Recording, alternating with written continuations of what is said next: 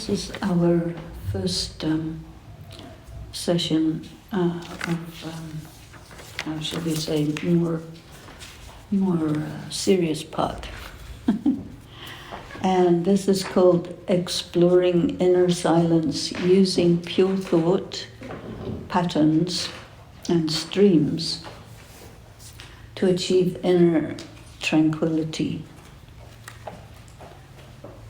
So I want to read for you an example of what a pure thought stream might be. And this is because normally we are limited by our life experience, our context in the world, and if we want to think about pure thoughts, it would be not in a vast context that we have access to if we look at spiritual knowledge more deeply. Therefore, it's a bit more difficult to produce pure thoughts in that limitation. So while some of you have had some exposure to the spiritual knowledge that we study in Brahma Kumaris, not all of you have, but it's really in the context of that worldview that it's much easier to produce quite a lot of streams of pure thought.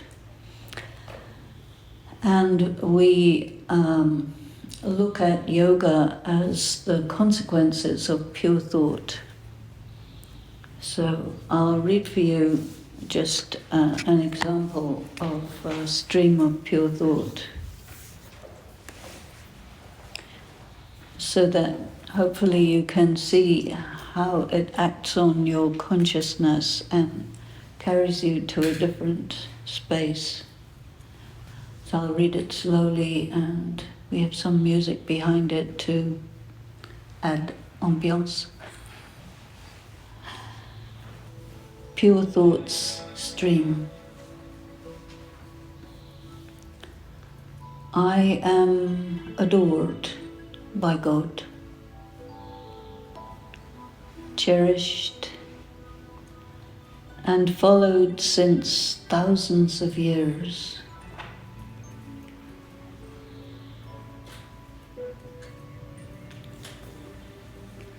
I am the eternal, radiant soul of the Sun dynasty,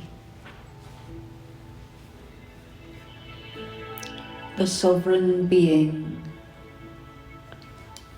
ruler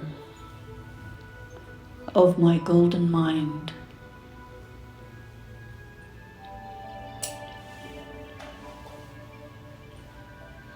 I am the great warrior, raised within life's battlefield, scarred by bombs and outrages, leveled by misfortune. I rise like Excalibur from the lake of the subconscious, in the right hand of my body of light.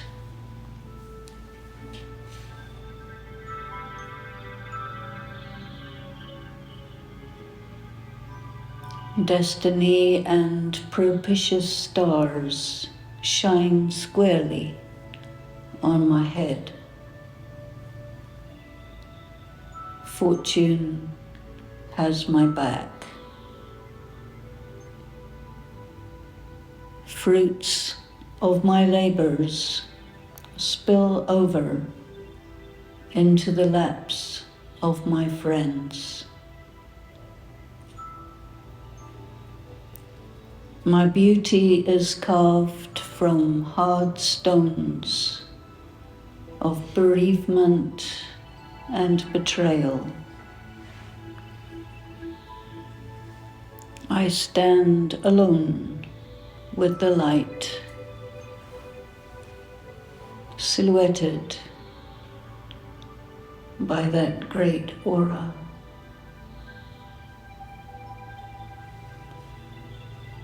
My wisdom is the imprint of eternal truths, laid bare in moments of clarity.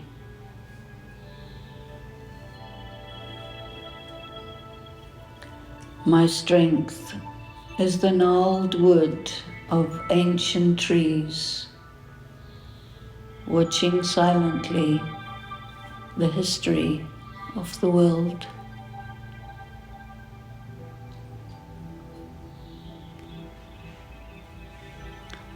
I am the Eternal One, carrier of timeless treasures. I have received the gift of seeing the past and future.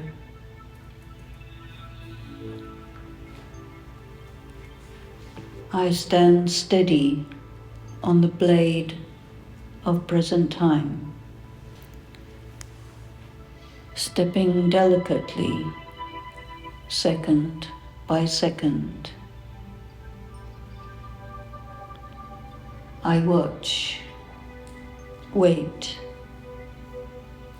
then strike the chord of harmony between the shadows. I lean on minor keys of nostalgia,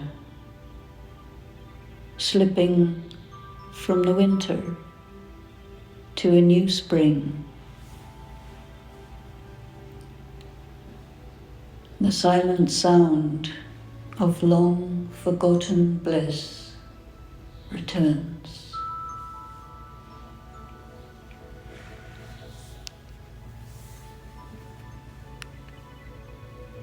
Om Shanti.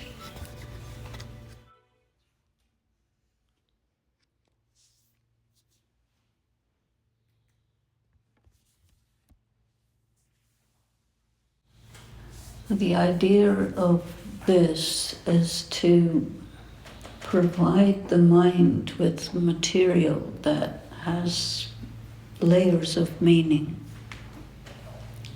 Because to achieve concentration, we need to feed the mind with concepts, thoughts, images, metaphors, ideas that carry us to something that is quite outside of the current everyday context. Because we want to carry ourselves to a space, a mental space, where people can't normally go because they don't have this kind of information about the soul, about the self, about what is real on a level that is not just day-to-day tangible life. And so we need to study these things and sit quiet with the self to use them in a poetic or prosaic way. Either way, it doesn't matter. But what we experience is determined by what we put in the mind. The mind is like a receptor to perceive meaning, and whatever we receive in the mind through sense perception, we assign meaning to it anyway. That it's pleasant or unpleasant or boring or interesting, or we evaluate it, and it goes in according to the evaluation. rarely we take in something as it is because we don't really deal with things as they are. We tend to deal with things according to the load that they have. And so this gives things a different load. One kind of load pushes you down, but we want to use a load that makes you light. And this is all a matter of choice.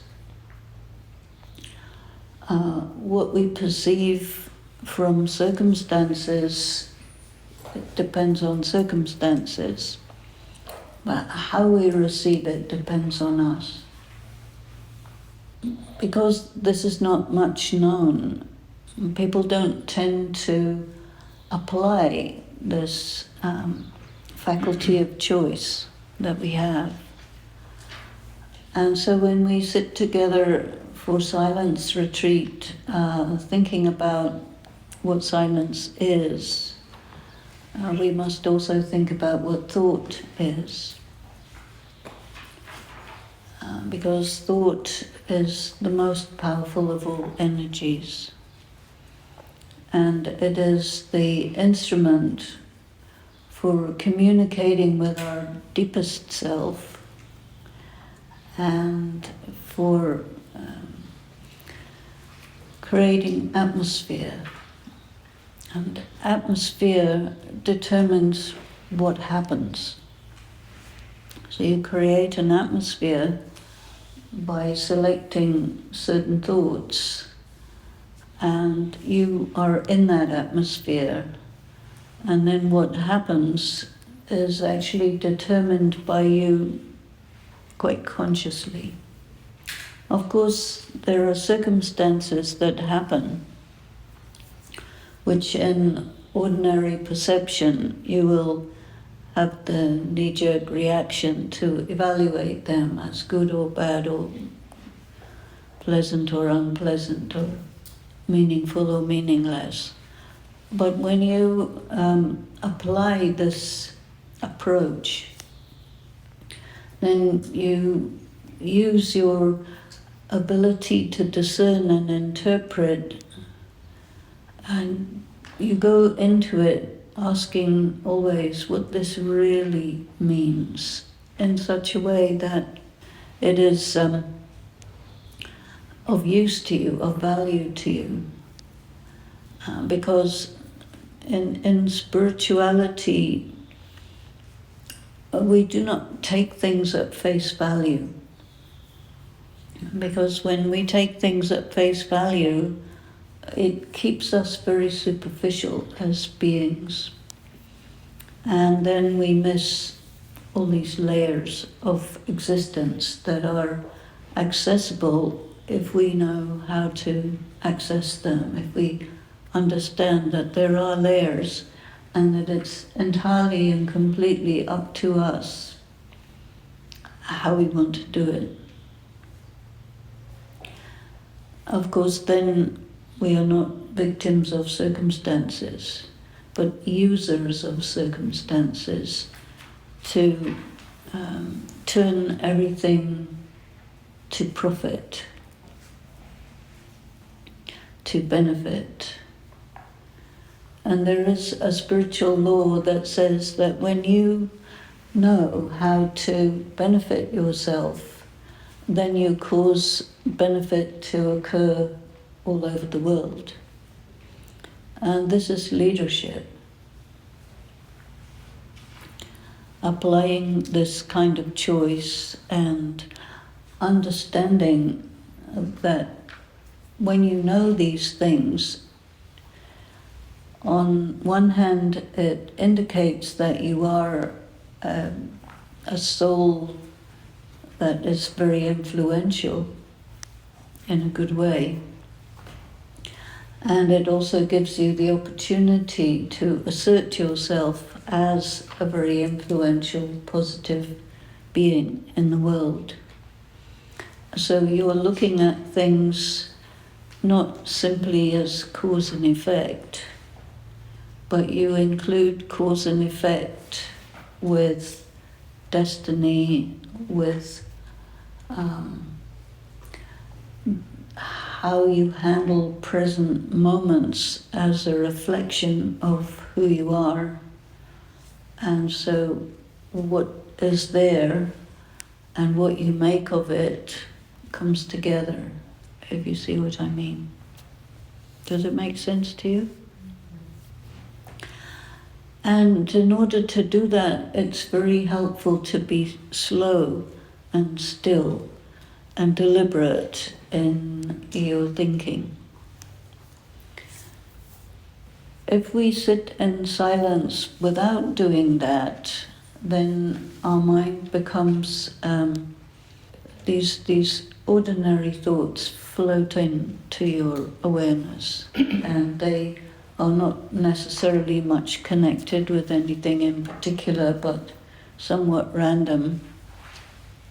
And if you stay longer in that silence, then your mind starts to be aware of associations that may be not necessarily positive, but which take you off in a direction that doesn't really correspond to your essential self, but corresponds to local, immediate things of the here and now.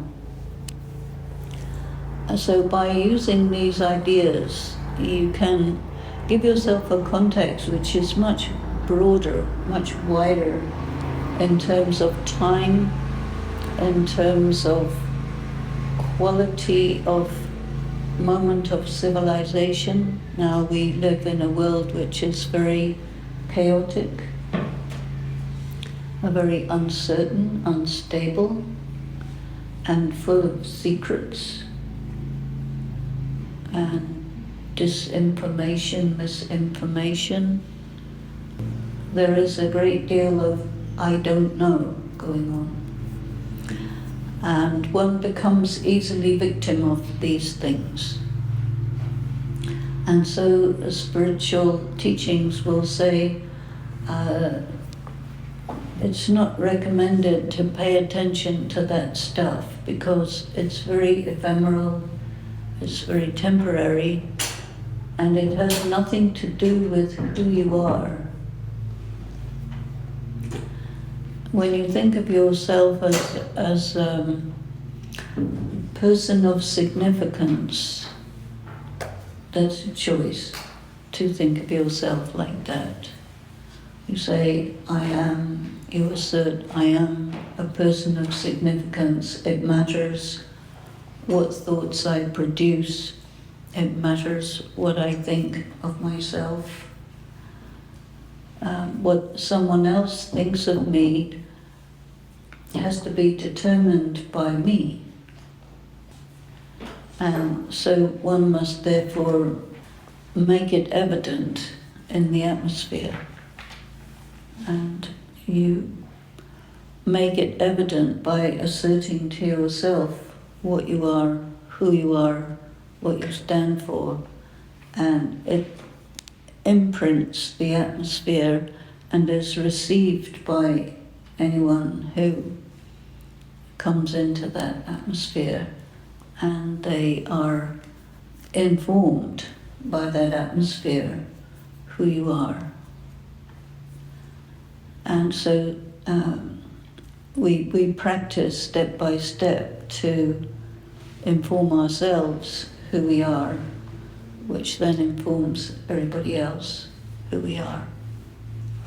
But there is much resistance from the world of sense perception. This is why the world of sense perception is a very limiting context in which to engage in streams of pure thought, because your pure thought would correspond to what's in the prevailing atmosphere, prevailing social attitudes. It's quite ordinary. But you are asserting that you are not that because you are fundamentally an ancient being, and so that your soul contains material that is outside the range of any kind of perception in the regular worldly context that we are in. It's a very subtle stuff. You will not make this known to anybody verbally, but vibrationally. But that cannot happen until you make it known to yourself. And so it is said in spirituality, become conscious of yourself as a soul and what that implies. Which soul are you? What is a soul anyway? What has been taking place throughout time? And what is the direction of time? So essentially, the world of sense perception has given a narrative of progress and evolution and development, and that what we have now, what we are now, is much, much better than what it was before. And it is so from the angle of technology, definitely. But from the angle of the spirit, it's not so. From the angle of the spirit, there has been decline. And people are more or less spiritually depleted. And when the soul is spiritually depleted, the kinds of thoughts that arise correspond to that state of spiritual exhaustion, of loss of inner power, of loss of self-recognition, and of being under the influence of the feedback that you get from the world. And the feedback will reflect your physical circumstances, but it cannot see you. And so spiritual knowledge says, do not look at something that is not really real. It is real, but it's very ephemeral. And being ephemeral, it doesn't count as really real. What counts as really real is the what persists in spite of aging, in spite of depletion, in spite of loss of memory. And so the spiritual knowledge says who you were and who you are and who you will be in the context of eternity cannot be discerned just by sense perception. It's impossible. And so therefore you need the keys of spiritual knowledge to get a sense of who you are, which is beyond the range of sense perception and just feedback from people around and circumstances. So pure thought begins with getting an understanding that you are a very highly super special being in a state of forgetfulness. Highly super special, not necessarily as a kind of movie star type, but as someone who is in tune with eternity, in tune with the world in its movement through eternity. You are beings who have seen hell and who have seen heaven, and who therefore have this totality of the day and night of the world somewhere deep down inside. And part of pure thought is to come to terms with these extremes, the dark night of the soul and the brilliant illumination of the enlightened being. All of this is there somewhere inside in your own particular way, because every soul goes from great height to great depth. But because we are in the world of sense perception, we don't see other lifetimes. We can't imagine future lifetimes. But with spiritual knowledge, you have a sense of the cycle of time, the cycle of change, what happens to the human being through time, going from very bright to very dark, through times that are very beautiful to very ugly, and you weather all of this, you see, by knowing more clearly who you are. Does this make sense to you? And so we are encouraged to think about ourselves and to think about the world in a different way from the narrative that we all get from the world, from our education, from the media, from the history books and the philosophy books and the psychologically books and the medical books and all of these stories which begin with you are a male or a female. This is the first untrue statement, followed by many untrue statements. So pure thought means understanding, acquiring information about what's true about yourself. And so, what am I? A being of light. Who am I? That's very individual. And so, after this, you will have some journaling time, some writing time. And during that time, I think it's very useful to allow your intuition full freedom to define yourself in the most beautiful, meaningful way that corresponds to your ideals of yourself. Because these ideals exist within you, not as some unattainable nice idea, but more as memories of something that you had, were, experienced, represented, and which faded with time.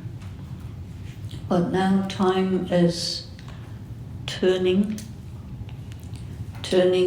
from the angle of the dawn of a new time. Dawn means after dark time, light time, after a state of self-forgetfulness to a sense of recognition that, yeah, there is something in me that I had never allowed to blossom, because that wasn't part of the narrative more than anything else. And because we believe progress, we don't think all of us are, worn out beings. But spiritual knowledge says, yeah, you are worn out beings, and a state of exhaustion is not your real state. After exhaustion, you require restoration, rest, and rejuvenation. And a very big part of that process is the creation, sustenance, and continuation of these streams of pure thought.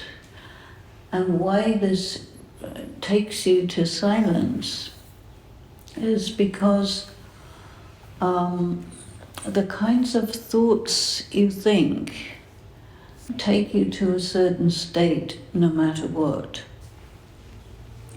And many people have thoughts of self-doubt for one reason or another.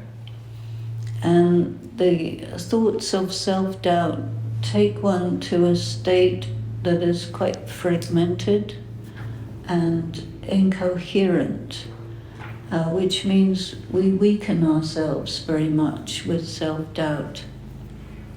And therefore, in spiritual knowledge, it is said that doubt behaves like cancer, just eats you away and leaves you in pain and for dead. So it's very important when a thought of self-doubt arises to know that you have the right to destroy it. So spirituality doesn't mean being always nice pink flowers and sweetie, sweetie, this and that. But there is an element of it that is fierce. And a person who is engaged in spiritual development also needs to adopt the position, the stance of a warrior. One calls the self, or one gets the title, you are a spiritual warrior. And so you need to know how to use weapons. And the weapons are not these guns and missiles and so on. But the weapons that are used at the present time are symbols of spiritual weapons. And nowadays we like hypersonic missiles, yes? Hypersonic missile goes 9 times the speed of sound. That's pretty fast. Your words come out at the speed of sound, presumably. And so you hear them out of your mouth or out of someone else's mouth at the speed of sound. But thought has been called instantaneous. And so our mind needs to be able to, shoot hypersonic missiles of pure thought, which takes out any thought that the mind might want to think, which is inappropriate for its own benefit. And so that we have to think faster than thought, kind of.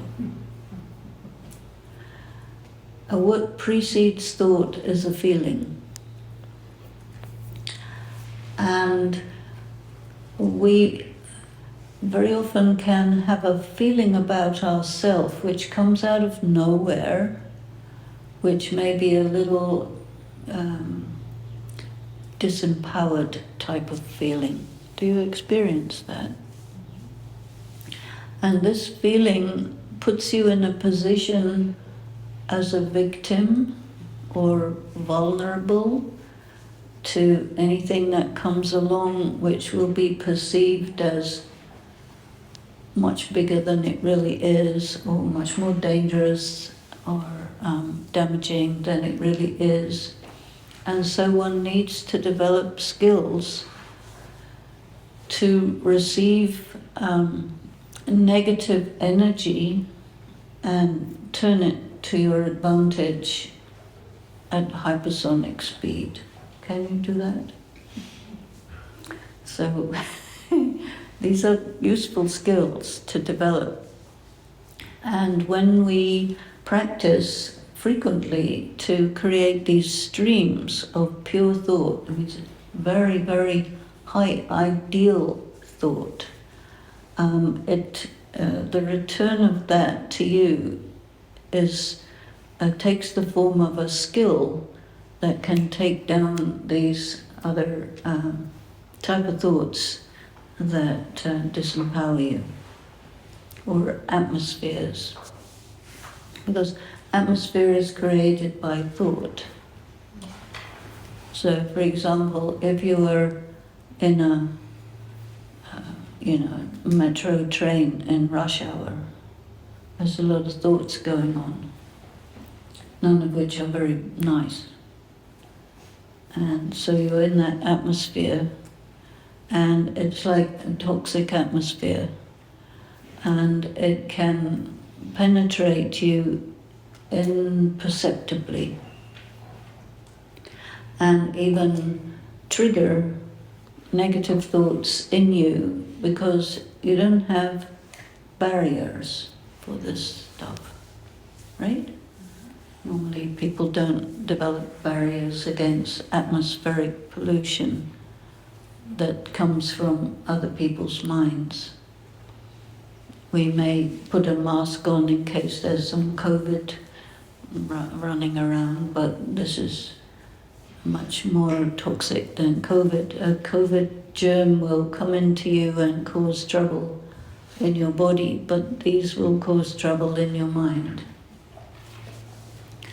And so it's very important to be able to navigate negative mental atmospheric areas.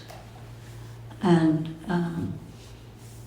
there are many such areas that take place in big gatherings of people who may easily behave hysterically through some trigger or another, and which lead to violence.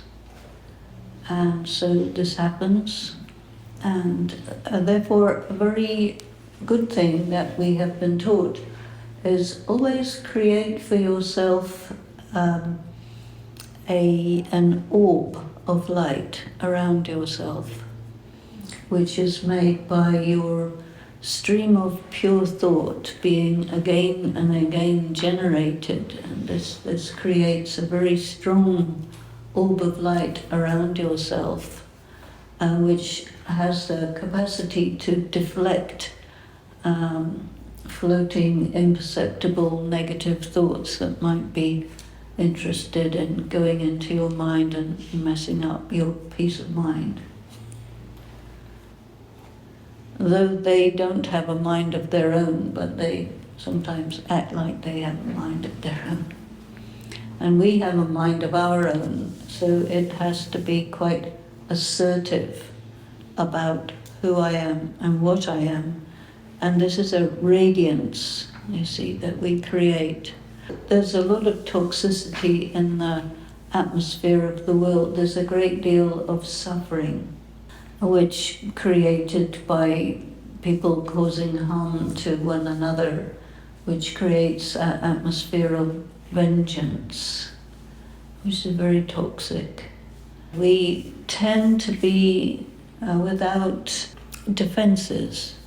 And the spiritual practice says that as a spiritual warrior, you need to be something like a martial arts master who can sense what's coming from any direction and deflect it or turn it against itself, such that you remain always in the position of a victorious soul. And all of this begins with this daily, continuous production of very pure, powerful thoughts of the self, to the self, of the self, about the self, and of how you are in the eyes of the divine, how you are in the eyes of the world, if the world would know how to look at you, which it doesn't, but if it did. This is very, very important. We need to spend time giving ourselves access to as much information about these things as we can, so that we can absorb it such that it becomes part of our arsenal. There are many symbols about this. And you know that people like to wear jewelry, right?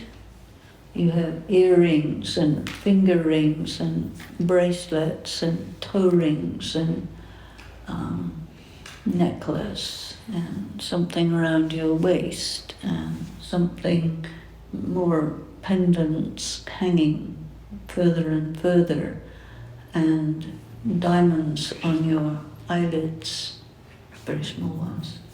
And, you know, some people, they will pierce different other places and hang further other jewels. And all of these jewels are actually symbols for weapons. And these are defensive weapons, which, for example, your earrings are a defensive weapon against any words that could come into your mind through your ears that can disturb you.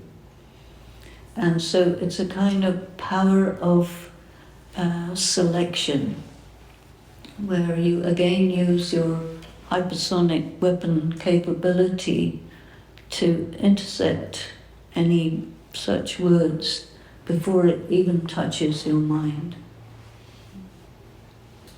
Using speed of response that is much faster than a normal sense perception response. And this comes as a natural consequence of a very conscientiously producing these type of ideal thoughts and not poo-pooing them as idealism, because then you're not taking advantage of what it can do. But to say, yes, you know, I am a great soul. I'm a great soul because I have a golden heart and I love the world. My existence is very meaningful and valuable because I understand things that maybe other people don't. That's what I am, that's who I am. I'm motivated by love.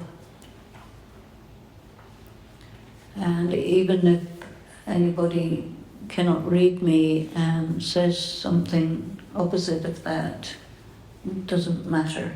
It doesn't change anything. I don't allow it to penetrate my consciousness because it's not real. And I don't need to be concerned about it because something that's not real fades quickly. So what? Who cares? Doesn't matter. We don't give it power. But do give power to yourself. You know, you all had these blessings on your chairs when you came in, right? And you liked them, right? And because, why did you like them? Because they were one of these pure thoughts that corresponds to not just what you are, but how you are called to become and who you are destined to be. And it's just a tiny little piece of that mosaic. And you have to fill in the rest of the mosaic with thousands of pieces of pure thought, which makes up a picture of your personal identity. So this is the creation. It's a very important creative process to define yourself in these ways and allow these ideals to become truth, to become reality. And they're only in you because they belong there. and they originate there. But the current world doesn't have much time for such things and considers it ephemeral and imaginary and, for the birds. But actually there's great power in it, but it's private and between you and yourself. And yet you fill the atmosphere with it and in that way enable people to feel the quality of heart that you have, the quality of soul that you are, your reason for being, you see.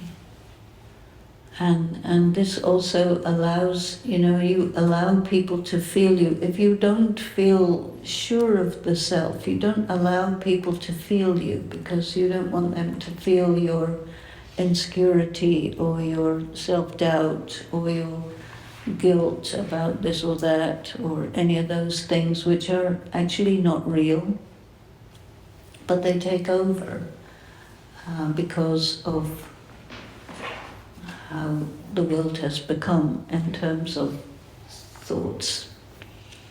And so the work of spiritual development is to change the mentality, change the prevailing attitudes.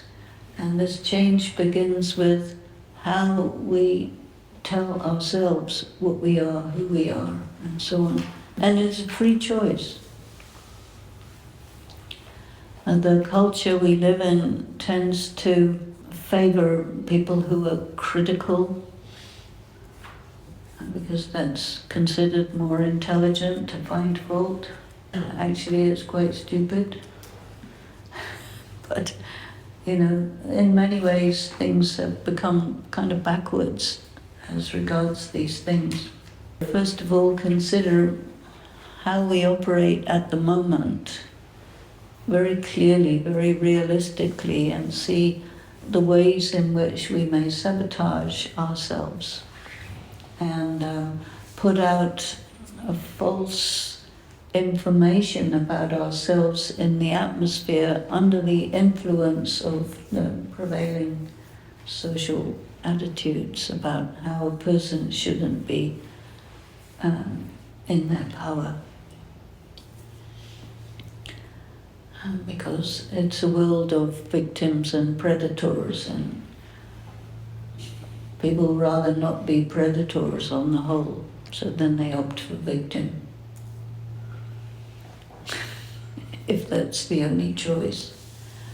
But you want to be neither predator nor victim, then you have to think about how this whole idea of victim and predator that is said to be a copy of the law of the jungle is also false information.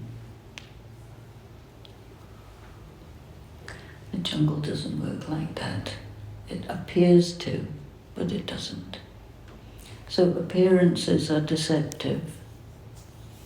You look at yourself in the mirror and you see an appearance. You look at yourself in the mirror of public opinion and you see an appearance.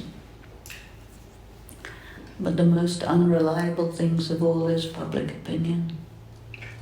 You must remember that again and again and again, because it's a very strong influence. And so spiritual practice in terms of creating thoughts and streaming those thoughts as much as you can while doing simple things, while going for a walk, while washing the dishes, while sitting in the garden having a cup of tea, watching the clouds pass by. These are very productive moments to generate this stream of thought, to the point where you will have this going on without systematically and conscientiously making it happen. Because at the moment, if at any given moment you ask yourself, oh, what am I thinking about? It's not usually that kind of thought. It's usually somewhat meaningful, somewhat chaotic, somewhat irrelevant, and sometimes a bit negative. And this is self-sabotage. So this is optional. And we have freedom to think, absolute freedom of thought, which cannot be taken away by anyone or anything. But we have to hone the skill to use it very well and become the kind of background atmosphere.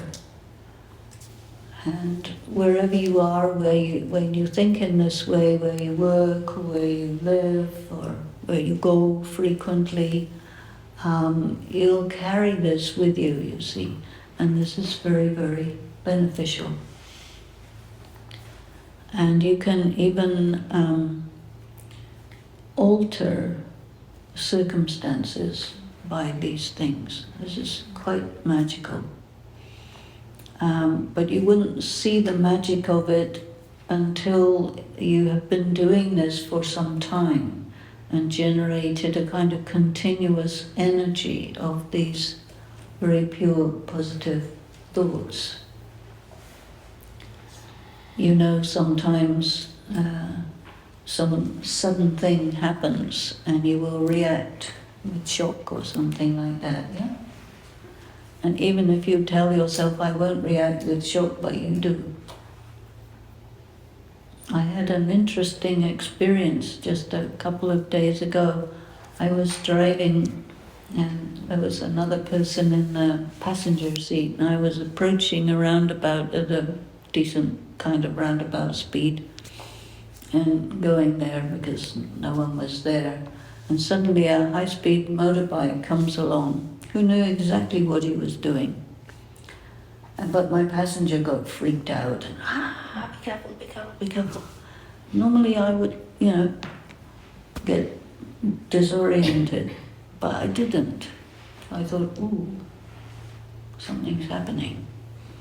I could just note this person's reaction and note the speeding motorbike and note that I was just fine and the motorbike was just fine and carry on as if nothing unusual was there. So I thought, yeah, this is a kind of sign I'm getting somewhere with my practice. So I thought this is good.